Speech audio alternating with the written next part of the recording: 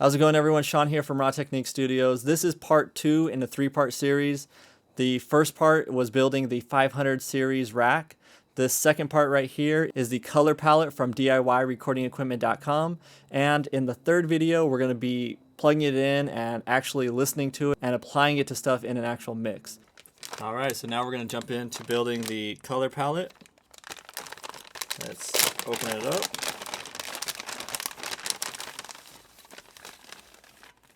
You get a bunch of little baggies with numbers on them. Pull up the guide for what you're building and just follow that. This is what we're going to be doing most things on right here. And then we have this little piece as well where like the LEDs and stuff will go. So let's go ahead and get it started. So I'm going to be looking right here. I want to make sure I'm doing the right manual. So I'm looking at the version, and this is E 2016, so E 2016. So I'm gonna click on that one. All right, so what we need is our soldering iron right here, our solder, and a wire cutter, and a little Phillips head screwdriver. First thing we're gonna do is sort these resistors. I like to get a piece of like paper or cardboard or something and use this to organize all of these resistors. And red, black, black, brown. So this one right here is the R12 and it's a 10K. Brown, black, brown, and green. So this is the R4, 5.1K. Alright, so now I'm just going to go ahead and get everything in place. You can see the all the values on here. There's like R1, there's R2, R4, R everything. All of these resistors are going to have a spot, so you want to put the right ones in the right spots. So let's start off with R13. What I'm going to do is bend it like that and then place it in.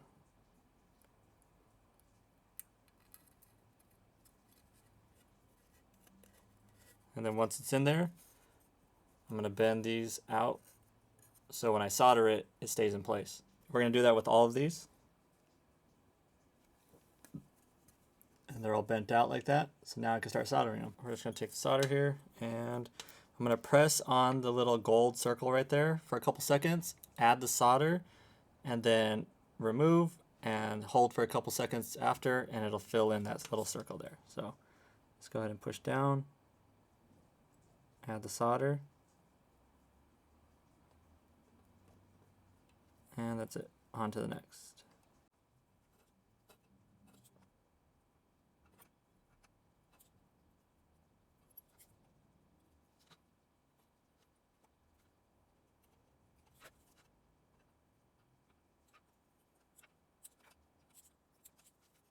Everything looks good. Now I'm just going to take the trimmer and just cut off all the ends.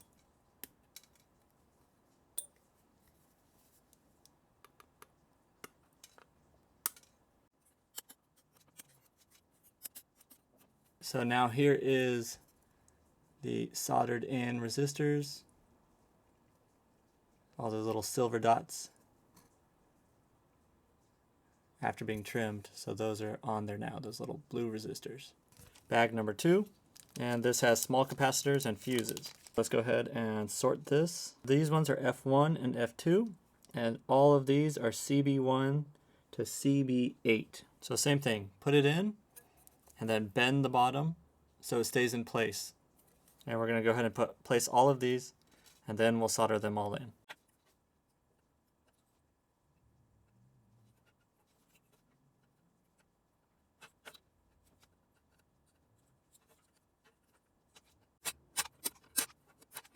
So now we got all of those little yellow things in there, and on the back it's all soldered and trimmed.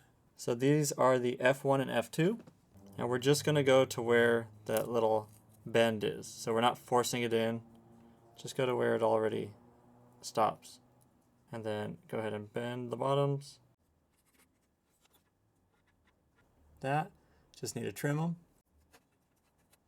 Bag 3.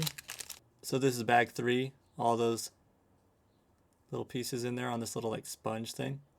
And we want to match it, so it's going to go, the little notch is like the notch on the board. Alright, so let's go here, drop that in there. And I'm going to use this little sponge to hold this up better.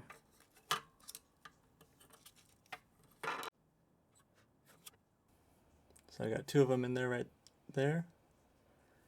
Solder those down. Now the next 2.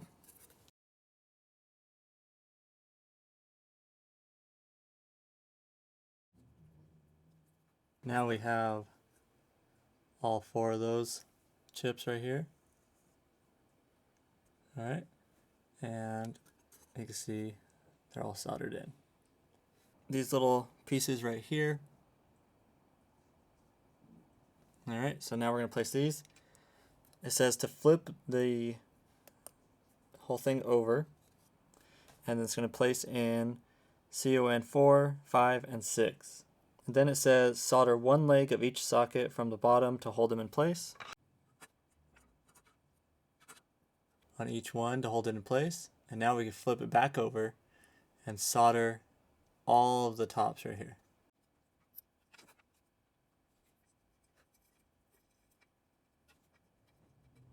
So now I'm going to place this little chip that's left. And this, you have to follow the diagram on here. So there's a little plus, a little minus. You want to make sure you're doing it on this BR1. The plus and the minus are in the same spot. Just bend one of the legs, keep it in place, and solder it on. Number 4, and this has our capacitors in it. We have 4 smaller ones and 2 bigger ones. Now the 4 small ones are going to be C3 through C6, and then these 2 bigger ones are going to be C1 and 2. So with these, we need to make sure we're putting them in the right place, or they will be backwards, and I think they explode. So you want to make sure they're put in the right spot. So I'm going to go ahead and place these C3 through 6. Alright, so the long leg is the positive one. And then you can see a little plus symbol right there. So long leg on the plus symbol, that's C3. And then I'm going to bend the bottom so it stays in place. Alright, so all of the negatives should be facing out, and the plus sign is where the long leg was. So let's go ahead and solder these.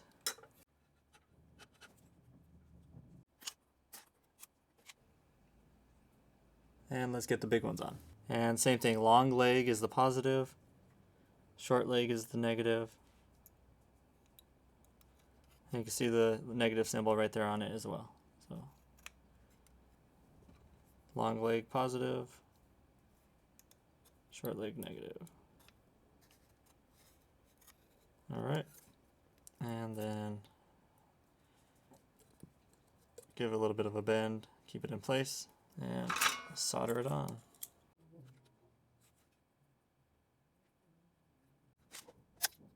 We have the large capacitors on there. Bag number 5 now. We place the mounting brackets first. We're going to flip this over. Alright, they snap right in there. And then you solder them, but you don't trim them, you just solder them. And for this one, you just solder the one circle that's there.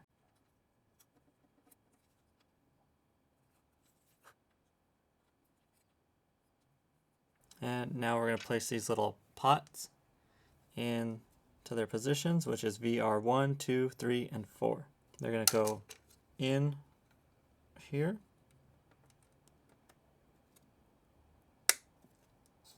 And then you can bend one of the legs to keep it in place.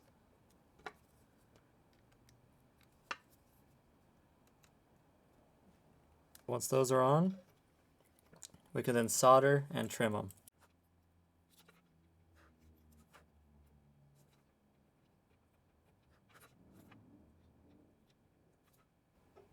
All those are soldered on there. Now I'm just going to trim the tips.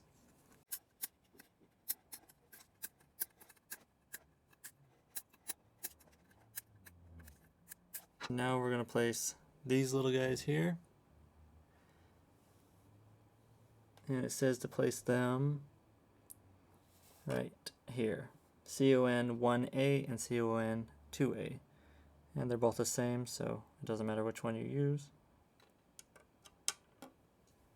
So this one's hard to stay in place. What I'm going to do is put it in right here.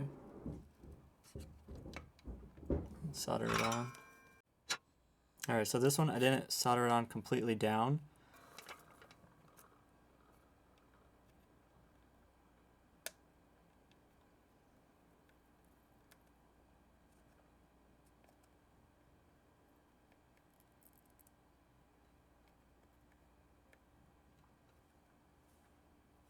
So I just heated it up and then was pushing as it was heated, so once it melted, it was able to pop right through.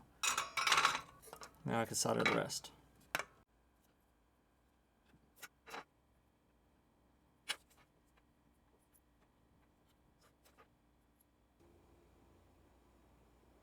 Put this in here.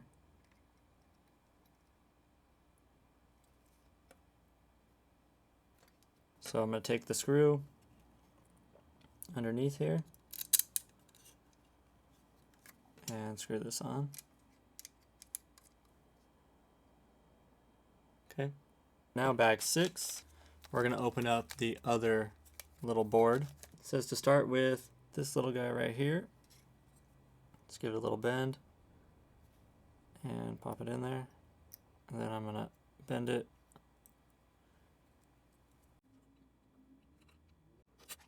Now we place these little brackets. Kind of like that. And then we're going to solder that. Place the switches. So these little guys.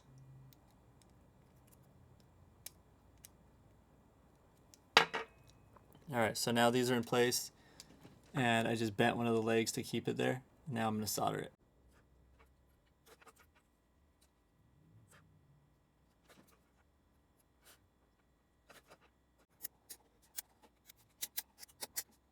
So now we have this. So now we're going to attach this to this. Place this over the top of it, and it's going to go through these little things right here.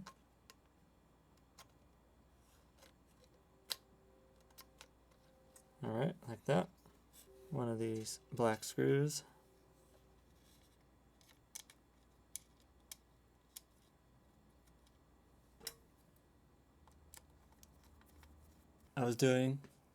Was just making sure that these are all flush right here, the little black pieces of plastic up against this. Now I could solder all of these on.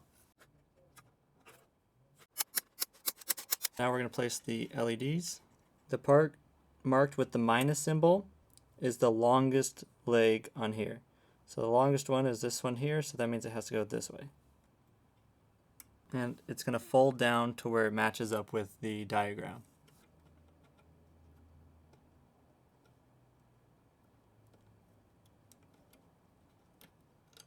For the LEDs, we're just going to solder one of these legs so they stay in place.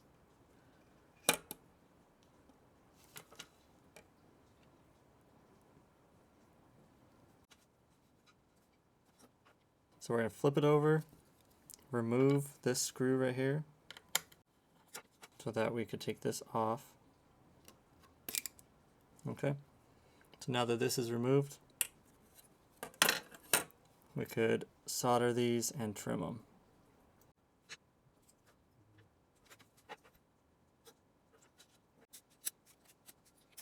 Now we can place this back on and screw it down.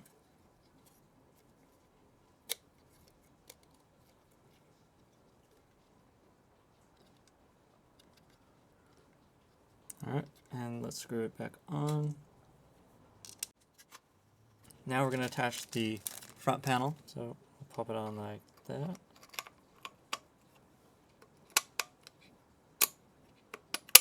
Get these little tiny screws and use a little wrench.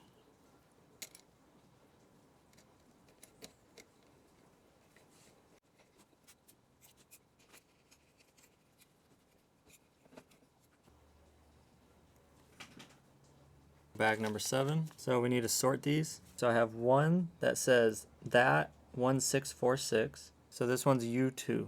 So U2 is that 1646. So that pops in right here. Push in that little chip right there. That 1256. That one's going to go U3.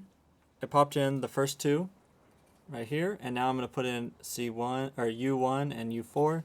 So we're looking at the chart here, and for the U2, it was that 1646, and the U3 is that 1256, and then in my bag, these ones are called NE5532.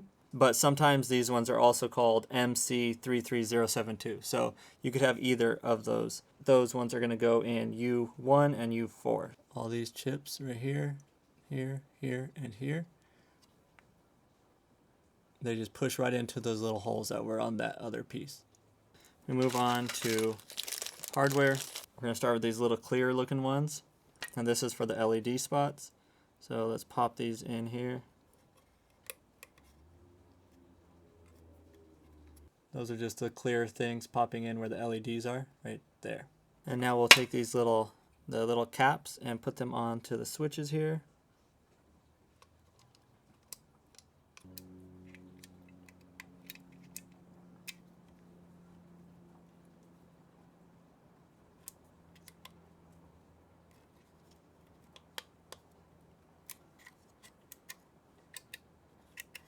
Put on these little washers.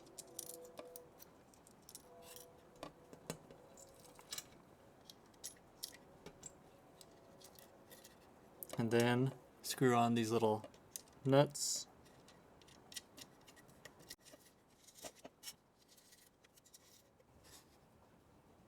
Now we could add the knobs.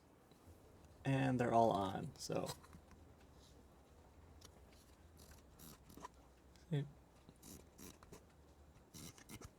So now we just want to double check everything, make sure it's not going to blow up when we plug it in. So check your capacitors.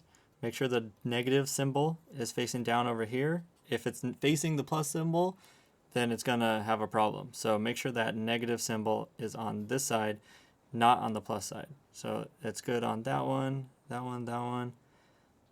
That one's good, and that one's good. So we want to make sure these little notches on the ICs are facing the notches. So that one's good, that one's good. This one actually doesn't have a notch, but it is facing that way with that little dot right there. Okay, so everything looks good. It's all built. Now we can start adding the colors. I have several different types of sounds or colors right here that I could put into this unit. This unit fits 3 different colors that I could work with. So what I'm going to do is pick out some and test them out and then see which ones I want to keep inside the unit. So the 15 IPS analog tape saturation color is something I really want to try out. So I'm going to install this one. Now these are pre-built, so I don't have to assemble these or solder or anything. I could just snap them on. But I think you can build these, so you'll have to check their website for that. So this one's already pre-built. I'm simply going to plug it in to one of these units right here. So let's go ahead and put the 15 IPS at the color number 1 unit.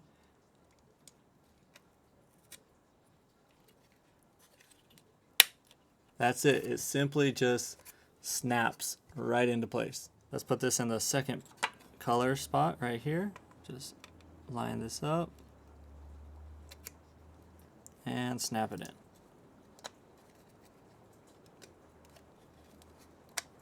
I'm going to try this TM79 and let's go ahead and snap it in.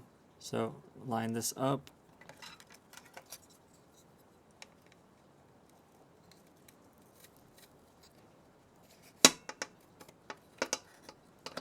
So there is the complete unit, everything installed.